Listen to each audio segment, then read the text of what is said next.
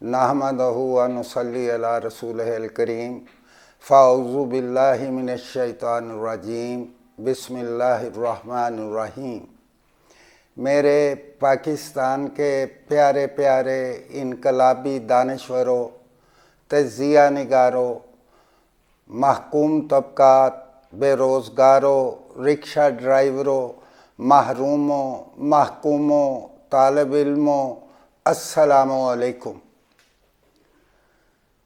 मेरा पहला सवाल आपसे ये है कि आज तक जितनी भी मैंने वीडियोस की, आप तक अपने पैगामात भेजे, उनके नताइज कुछ इस तरह से।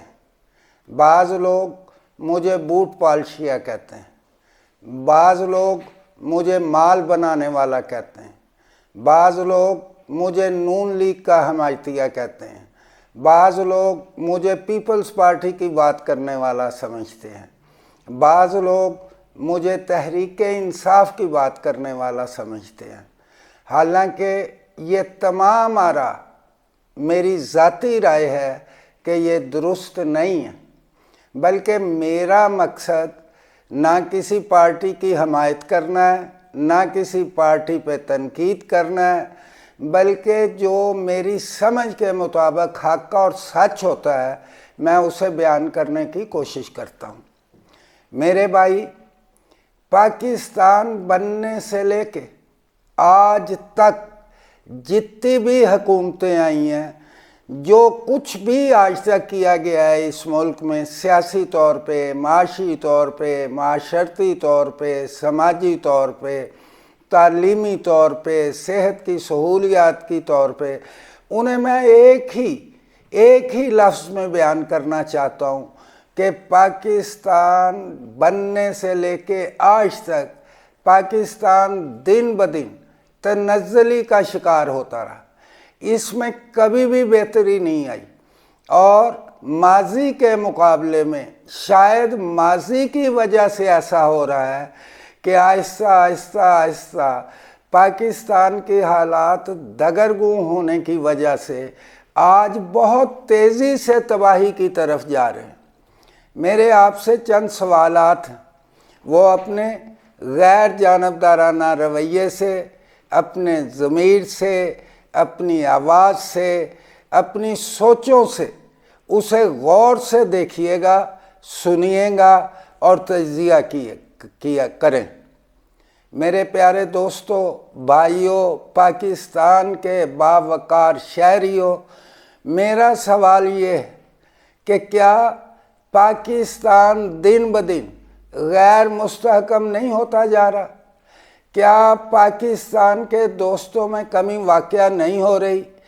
क्या पाकिस्तान में बेरोज़गारी, गुर्बत, सेहत से महरूमी, इंसाफ की अदम फरामी, अमन व अमान की बदतर हालत, महंगाई, माशरती जराइम, लूट मार, करप्शन में दिन ब दिन इजाफा नहीं होता जा रहा?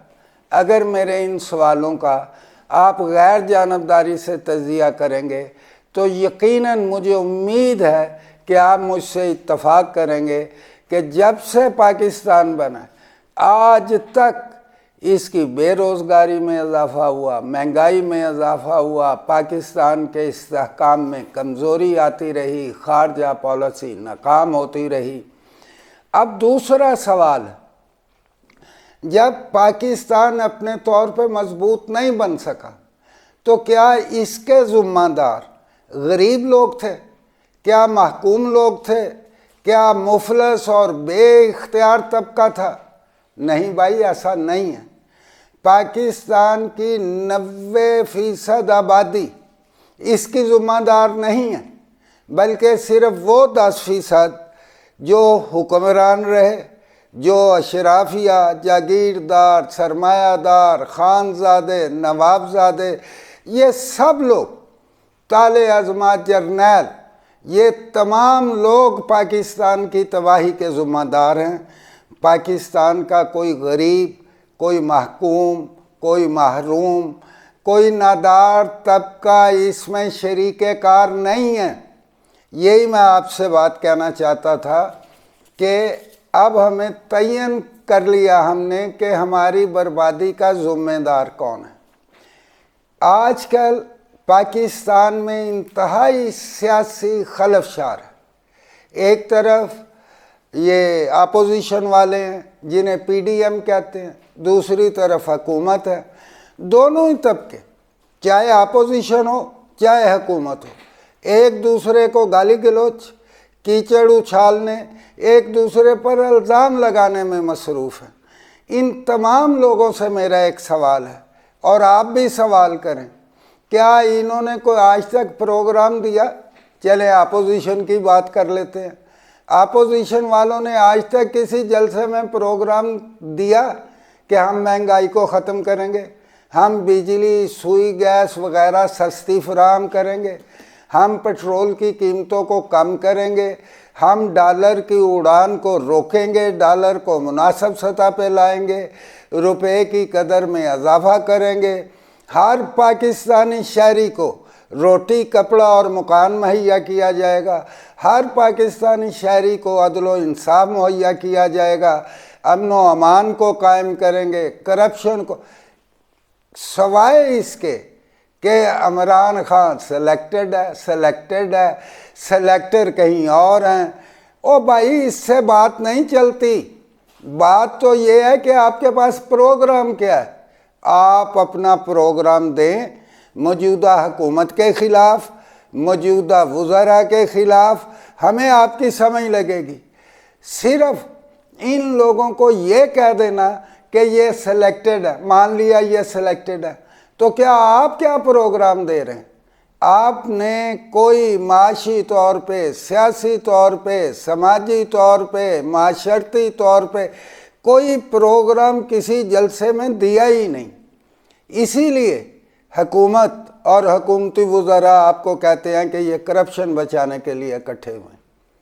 آپ کہیں کرپشن کو ہم نے پکڑنا ہے، لوٹ مار کو ہم نے ختم کرنا ہے، ہم نے پاکستانی عوام کو روٹی دینی، ایک پورا پروگرام دیں پاکستان کو، انشاءاللہ تعالی لوگ آپ کے ساتھ ہوں گے۔ لیکن جب تک آپ صرف یہ سلیکٹڈ ہی لگائیں گے تو میں نہیں سمجھتا کہ عوام آپ کا ساتھ دے گی۔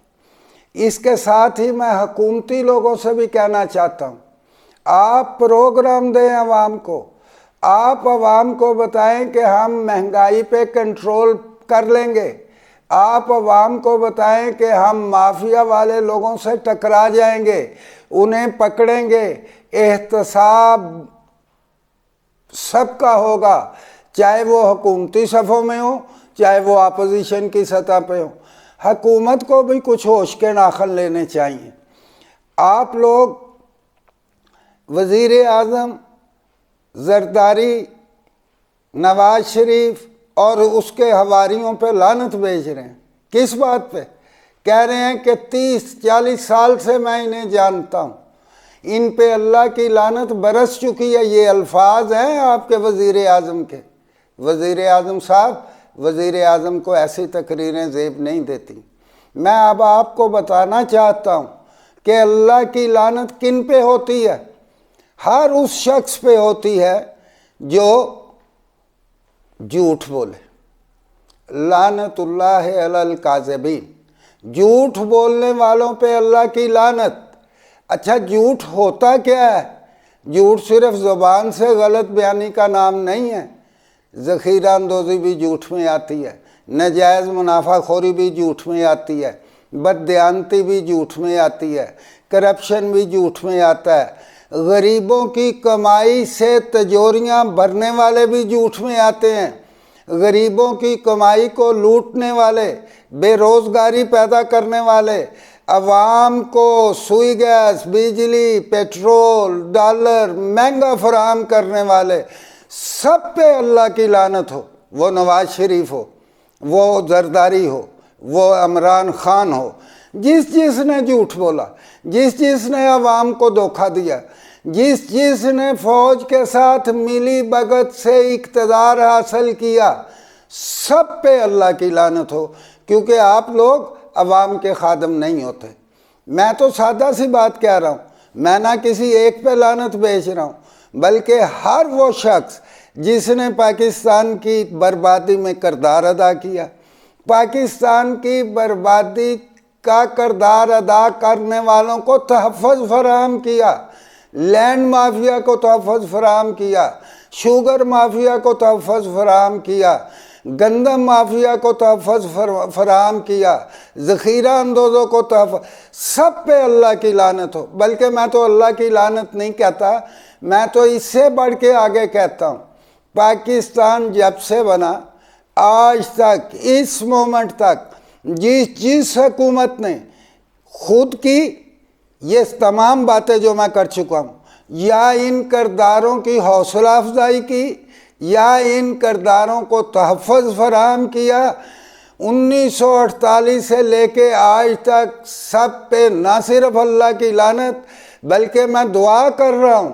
اے اللہ انہیں کسی بڑے عذاب میں گیر لے، اے اللہ انہیں تباہ و برباد کر دے، جو کوئی بھی ہے، میں کسی کا نام لیے بغیر کہہ رہا ہوں، جس نے میرے پاکستانی ریاستی شہری، سچے مسلمان، حقیقی پاکستان کی نمائندگی کرنے والوں کو غربت کی دلدل میں ڈال دیا، جنہیں جینے کا حق جن سے آپ لوگوں نے چھین لیا، جنہیں تعلیم سے محروم رکھا، جنہیں جاگیرداری میں ظلم کی انتہا کر دی، سرمایہ داری میں بٹھیوں میں جلایا گیا، سب پہ اے اللہ تو اپنے حبیب پاک کے صدقے ان پہ اتنا بڑا عذاب نازل کر دے کہ یہ کانوں کو ہاتھ لگائیں، توبہ کریں۔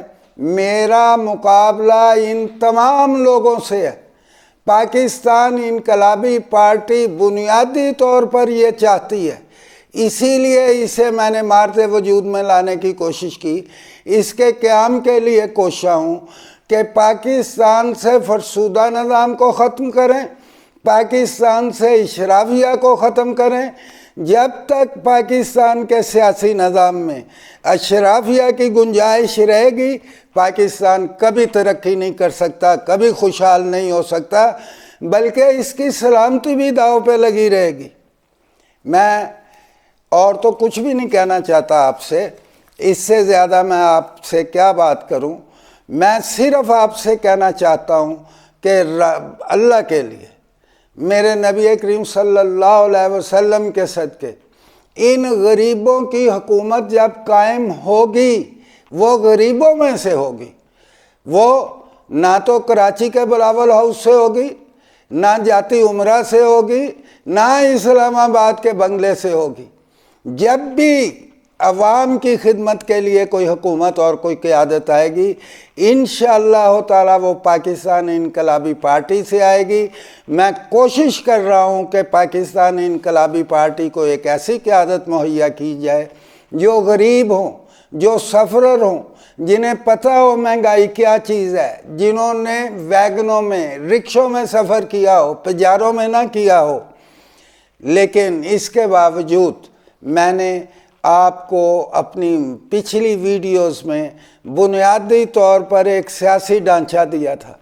اس سیاسی ڈھانچے میں نے آپ سے کیا گزارشات کی تھیں کہ میں نیچے سے نیچے بلدیاتی سسٹم کو unit, council, county, M P A, M N A کی سطح پر لانا چاہتا ہوں۔ کیوں ایسا کرنا چاہتا ہوں؟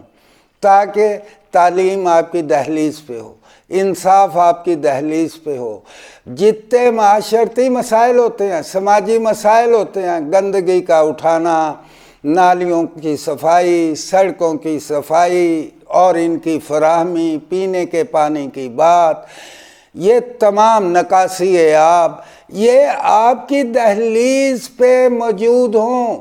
بیوروکریسی بھی ہو، تھانے بھی ہوں، چوکیاں بھی ہوں، سکول بھی ہوں، آپ کو نچلی سے نچلی سطح پر، یعنی یونٹ کی سطح پر روٹی ملے، مکان ملے، بے روزگار کو روزگار ملے۔ انشاءاللہ میں نے عملی طور پہ ایسا آپ کو آج سے کوئی 2 ماہ پہلے سے میں بات کر رہا ہوں، لیکن جس کی تعریف کرنی پڑتی ہے وہ بھی کروں گا، وہ چاہے میرا مخالف ہو، چاہے میری جنگ ان سے ہو رہی ہو۔ میری جنگ و جدل پاکستان کی تمام سیاسی پارٹیوں سے ہیں، کیونکہ انہوں نے الیکٹیبلز کو رکھا ہوا ہے۔ انہوں نے کبھی حقیقی نمائندے کو آگے نہیں آنے دیا۔ مگر آج مجھے ایک پروگرام جس کا نام سٹیزن پورٹل ہے، حکومت کی طرف سے جاری ہوا ہے، اسے کو سال ہو چکا ہے، عمران خان صاحب پہ مجھے بے انتہا خوشی ہوئی کہ وہاں پہ تقریر کرتے ہوئے انہوں نے جو میں چاہتا ہوں کم و بیش اس طرح کا ایک بلدیاتی نظام پیش کرنے کی کوشش کی۔ میں یہ خوشی ہے کہ جو انہوں نے فرمایا کہ پاکستان کے ہر شہری کو حق حاصل ہو، وہ ایک آواز دے اور حکومت متحرک ہو جائے، کرپٹوں کے خلاف، بددیانتوں کے خلاف، ظلم کرنے والوں کے خلاف، وزراء کے خلاف۔ عمران صاحب، آپ کی اس تقریر نے مجھے جینے کا حوصلہ دیا ہے۔ مجھے یہ محسوس ہوا ہے کہ میری طرح کی سوچ رکھنے والا آج پاکستان کو پہلا وزیر اعظم ملا ہے۔